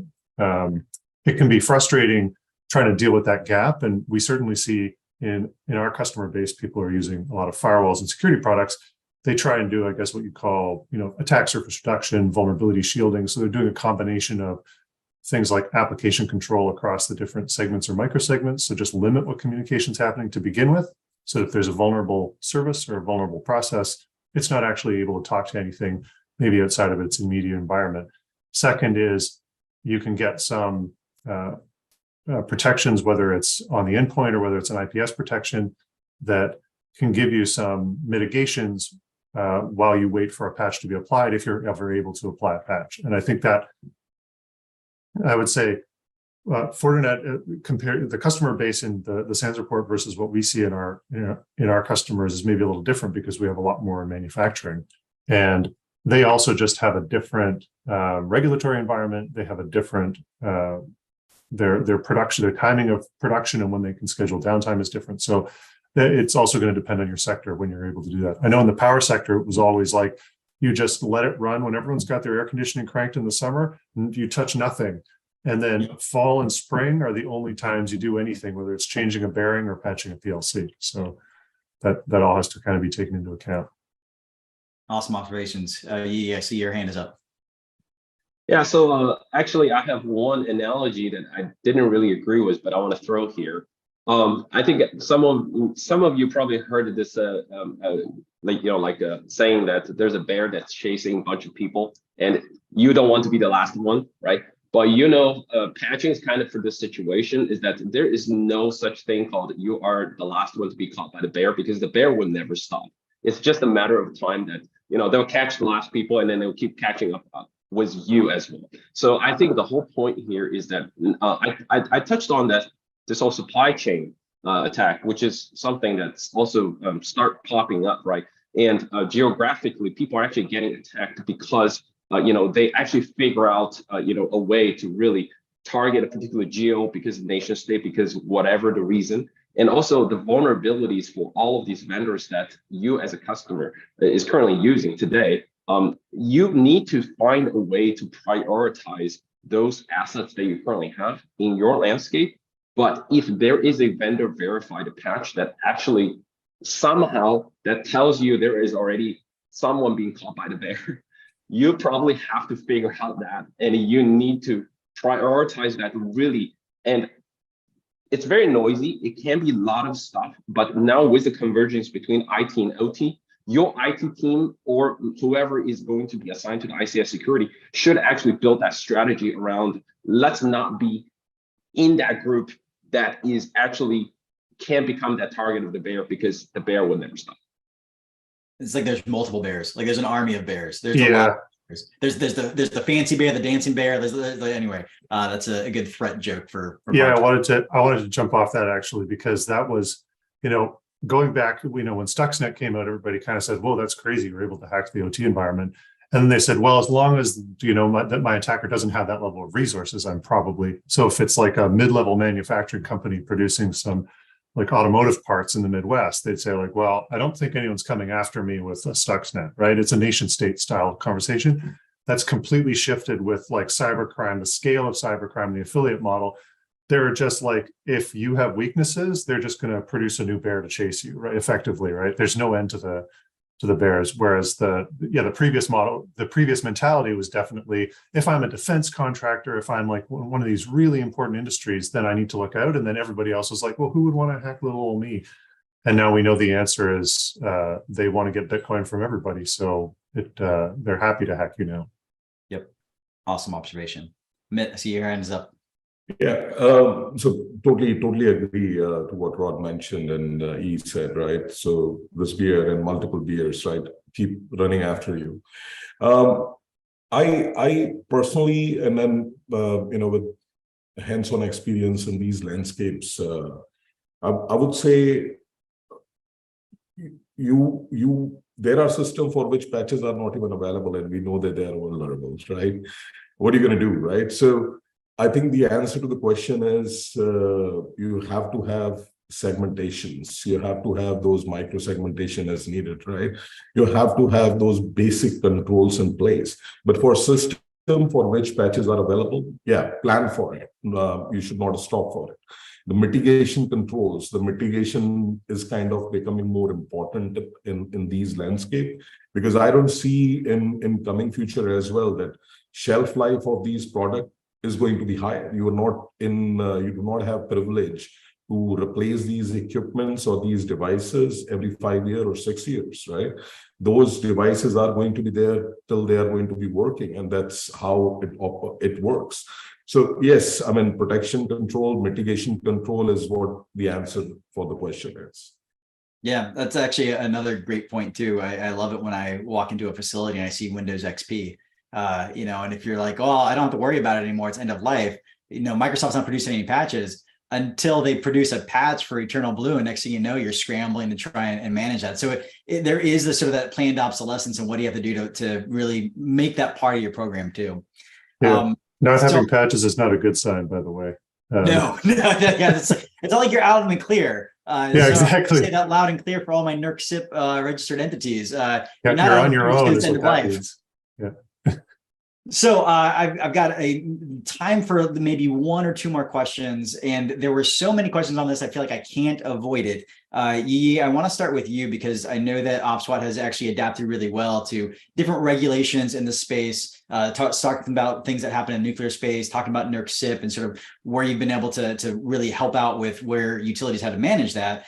There's a broader set of questions, many questions in the Q&A that folks are asking about regulations. And sort of what do folks see as the changing landscape there? And if possible, maybe touch also on cloud too, but because that seemed to have been a little bit of a tail end. But folks are a little bit concerned about, well, what do we do about sort of upcoming things? There's the threats that I need to worry about, but there's also the laws that are really coming worldwide now to sort of shape our OT security programs. I was wondering any thoughts that you had on that. I absolutely have. Thank you for that question, actually. So regarding regulations, again, this is basically one of the main goals for some of the IT OT security teams to kind of chase after. I mean, that's no question asked. And sometimes the regulations, they don't come out by themselves, right? And it also has its own political reasons, or just specific countries or alliances of countries that they do decide that, hey, it's time to start protecting this community because things are happening not in the right direction. So just on this land, we have seen the presidential orders, the executive orders that keeps coming through the last 3 years that, again, just in reality, in concrete writing, there is nothing you can do really trying to follow the order. However, that order is actually setting the directions of the next evolution or the iterations of existing sort of regulations. So if you look at the NIST framework, right, there are lots of frameworks that I'm pretty sure a lot of people are focusing and following. The NIST 2.0 is currently in review, but the 1.0 was published in 2018. And if you're following all these standards, you're trying to, audit or actually trying to figure out strategies aligning with that. The mandates, the regulations, something that you cannot be behind. And I do think that you should correlate your strategy with some of these cybersecurity framework that is widely adopted. And then at the same time, the regulations will most likely be derivatives of some of these. And sometimes it's influential, and sometimes it's the other way around. But when we work with energy customers, nuclear, NERC for power and all of that, there are definitely a lot of influence. And also we as vendors, we also have responsibilities to actually work with these organizations to discuss, because I view this whole critical infrastructure protection as actually a community job.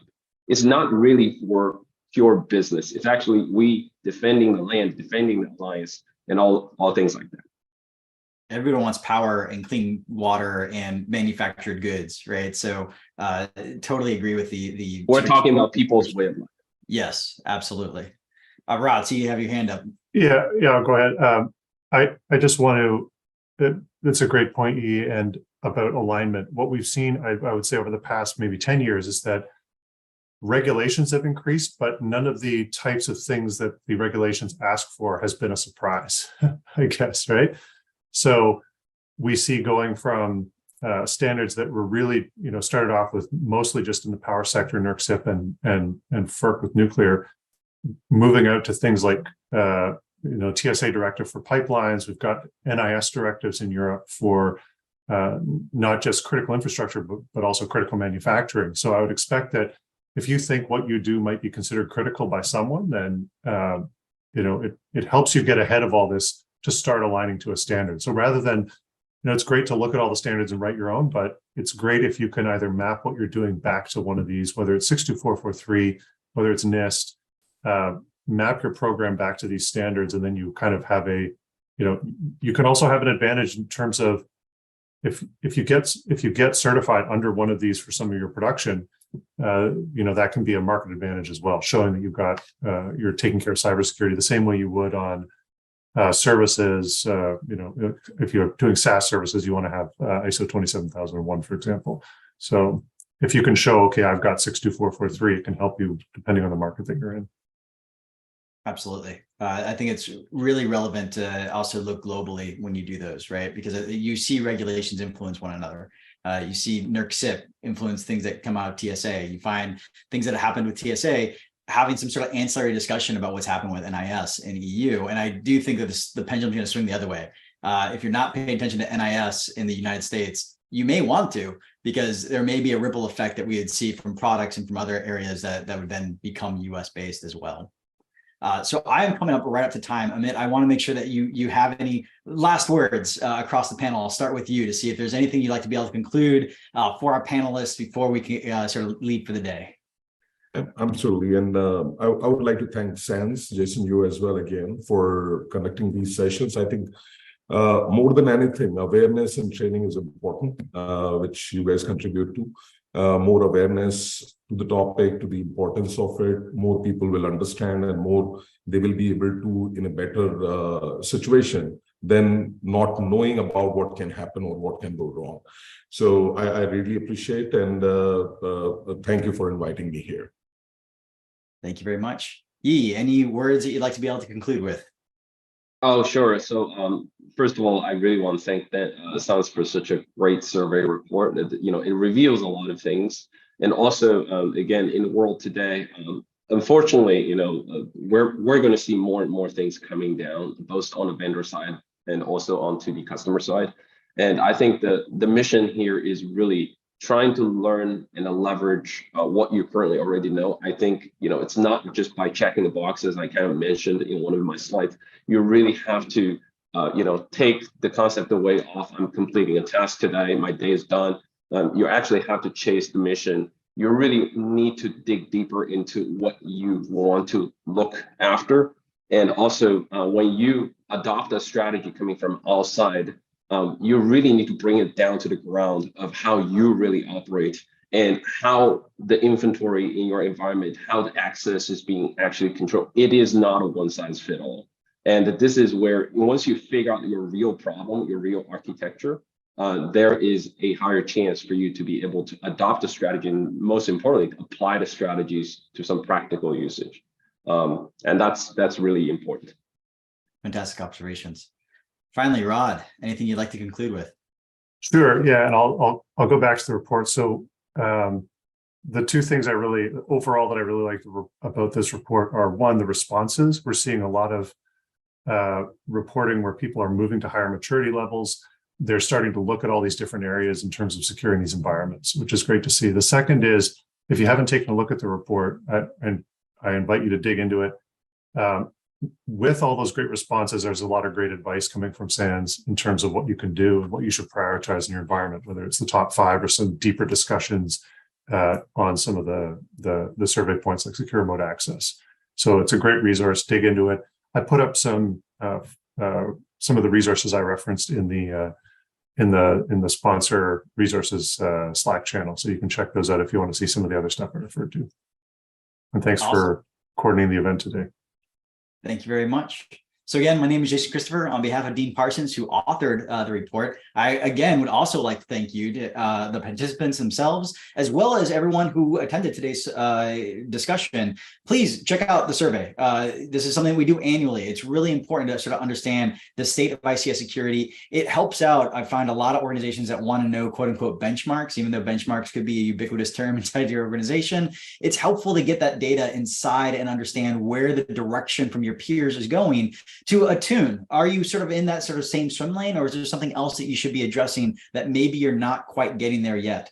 So with that, I would like to thank you all, wish you a pleasant rest of the day, and thank you, and hope to see you next time at one of the SANS analyst programs.